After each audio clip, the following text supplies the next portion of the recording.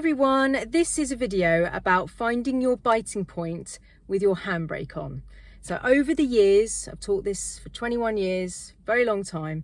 Over the years, I have developed a little picture that I always draw my students about finding the perfect biting point, which I call biting point 1, and then a slightly dodgier biting point, which it works, but we kind of don't want it if we can help it. And I've called that biting point 2. So let me explain further with this little picture that I've developed and drawn over the years for lots of people. So have a look at this picture. Hi guys, so this is my interpretation of the biting point. I have been drawing this picture for my students for donkey's years. So basically the wine glass picture, which is a bit ironic considering you can't drink and drive. But so this, you're going to have to use your imagination now. So in the car, when your foot is literally just touching the top of the clutch and you haven't pushed it yet, this is the top, all right? And then when you push your foot all the way down to the carpet, that's where we are on the carpet. You've pushed it fully down, all right? So that's where it is, foot on the floor there. Now, you may understand this picture a little bit more if you've had some driving practice already, but if not, come back to this when you've actually used a clutch a little bit, and then you'll even more understand it, okay? Really important. Now, when you have got your foot down on the floor there, you're going to come up to the biting point, which your driving instructor will tell you that it's around about half of the way up the pedal. Look, it depends on the car you're driving, guys. It really does.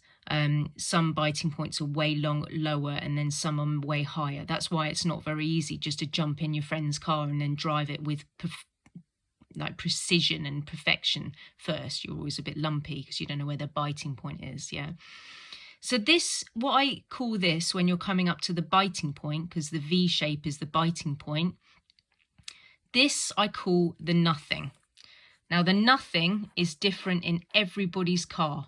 You're going to be bringing your foot up and you're going to be like, where's the biting point? Where's the biting point? Where the hell is the biting point? You're going to be coming up. And the student's like, I don't know. So the nothing in everybody's car is totally different. Yeah, if you can think of a few people's cars now that you know, their nothing is completely different. So you need to learn your own nothing in your car, and you'll get better and better and better at this all the time, the more you drive the car that you're driving, all right? So it gets easier. So your foot's on the floor there, and carefully you've set the gas, and then you're coming up very gently, trying to get to the biting point, searching for it, and then you finally get to it. Yeah, brilliant. The clutch plates have touched each other. There's another video about that, guys. If you don't understand what I'm talking about the clutch plates touching, please go to my other clutch video explanation, but this is really honing in on the biting point, okay? So you're coming up, and then the clutch plates have now touched each other here. This is an extremely delicate place. Now, if you are lucky enough to have got this, this is the perfect biting point. Yes. Sorry about my writing. It is really difficult to write and hold the phone. So that is the perfect biting point. Do you know what? It's so good that we're going to do that as well. Love it. Now, the perfect biting point is not going to feel very powerful. It's very delicate. It's like applied tissue. It's like, have I got it? And I'm like, yep. So the front of the car will like lift slightly because the handbrake is holding the back 2 tyres. So the front of the car is still released. There's no brakes at the front if you've got your handbrake on. So the front of the car will lift up a little bit so you can see it that way.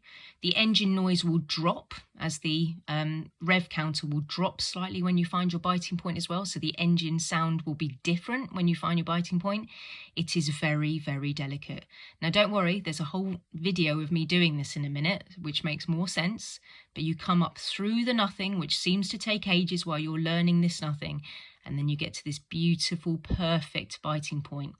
One of my students the other day said, oh, it's like she whispers to you. It's so delicate. It's like she whispers. She calls the biting point a female, and she says she whispers to you. And I really liked that because it is very whispery. It's very, very calm and very slight.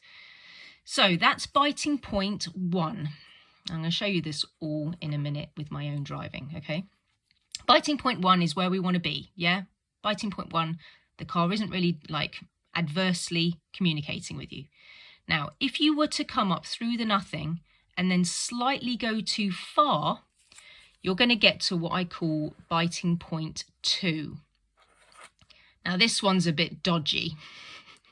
All right, so it's not the end of the world, but we're going to do that. Yeah, not great. Now, this biting point is like shaking.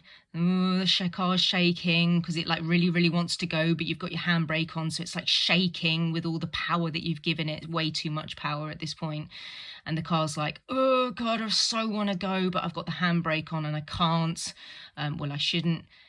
So it starts to make horrible noises. There may even be a creaking noise because you're actually turning the wheels now. The car is actually being propelled forward, but there is a creaking noise. And that creaking noise is the handbrake desperately trying to hold the wheels at the back, but you're turning them because you've gone up too far on your biting point to move the car forward.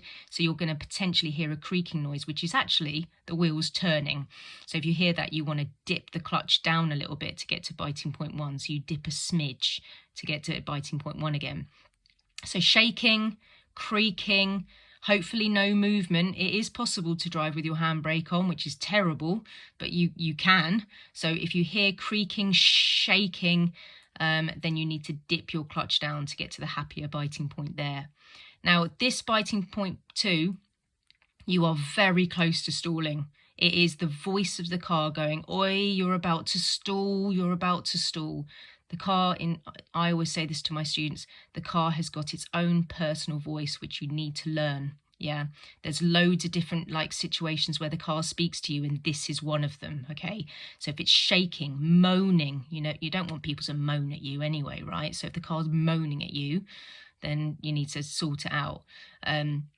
Creaking, shaking, moaning, making any kind of adverse nasty noise. Yeah, you need to dip the clutch down a bit. Now, if you went up a smidge further, so say for instance it was shaking, creaking, moaning at you, and you still came up, you're either going to stall at this point immediately.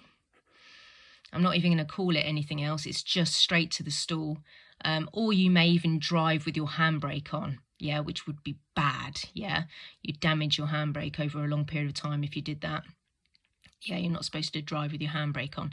In modern day cars now, if you drive with your handbrake on, there's an alarm. It will tell you off. It will say on the dashboard, parking brake is on, or something like that. And you need to carefully and safely release it at that stage if it's safe to do so. Yeah, you may have to clutch down and stop. It depends on the situation, but yeah, you do not want to be driving with your handbrake on.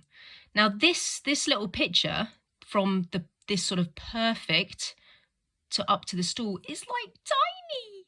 It's like literally like a centimetre. It's just so small, like this area here. So you sort of do all this work from the floor up to the biting point. And then when you get to the biting point, this is an extremely minute area. So you can go from the perfect bite so easily to a stall. It's just the smallest area, guys. So you really need to practice this. You need to go to a car park. You need to go up to your bike with the handbrake on and feel and listen. You don't want to go onto the road until you understand this, especially these two. You want to understand before you go on the road.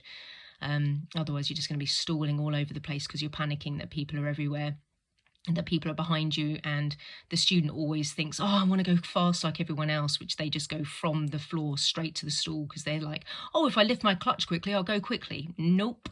Fast clutch will just take you through the nothing straight to the stall every time. You'll just go whoosh, stall, stall, stall, because you have to learn where you want biting point 1, really.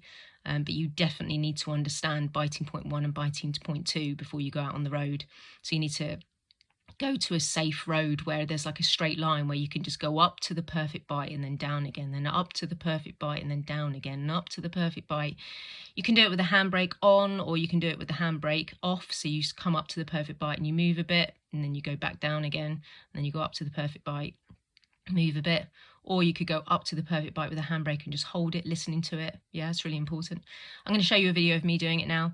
There is a very in-depth video that I've made about learning about how to use the clutch. It's pretty good. It's quite long, but hopefully that helps you guys. Yeah, so anyway, there you go. I'm going to move on to the actual videos of me doing this now, so I hope that helps. Okay, so now that I have explained it via picture, I'm going to find the biting point 1 and find the biting point 2 as I'm in the car with you now. Now, biting point 1, you probably won't be able to see much because it's very delicate and it's like a plight issue. It's my student says, oh, it's like she's whispering to you. She calls the biting point a female, and she's like, it's like she's whispering to you. And I like that because it is very delicate. So biting point 1 is delicate, but what I'm going to try and do in this video is I'm going to try and capture biting point 2. Biting point 2 is not great. It's going to be shaking, creaking, not feeling great, yeah. And I hopefully that will kind of come through in the video a little bit. So let's do it. Okay, so I'm in a car park, so I'm just in Tesco's, right? So it doesn't matter. So I'm just going to look around just to make sure that it's safe. I'm going to set my gas just a little bit, not much, and then I'm going to start coming up. My clutch is down because I've put it into gear 1, and now I'm coming up through the nothing, up through the nothing. My foot's still coming up through the nothing, through the nothing, through the nothing. The front of my car is slightly lifted. Now I've got the biting point. I saw the front of my car lift up slightly because my handbrake is on, holding the back 2 tyres. So the front of the car is lifted a bit, yeah? My engine noise dipped down a tiny bit. And that is something that you'd have to learn from doing it with practice over and over and over. You just listen to the throatiness of your car and the engine noise. But the front of the car, you can use that as a reference point. It lifts up slightly when you've got your biting point 1. So this is the perfect biting point. Yay, Ross does it. So if I was on a hill now and I release my handbrake, I would be totally still. I wouldn't go backwards or forwards because I've got the perfect biting point just to stabilize and keep the car where it is, which is awesome. All right, and then I would have the control then for when it's safe, I move the car forward, right? So I'm now going to find biting point 2. All right, so let's just start the whole process again. So looking around to see if it's safe for me to do the maneuver.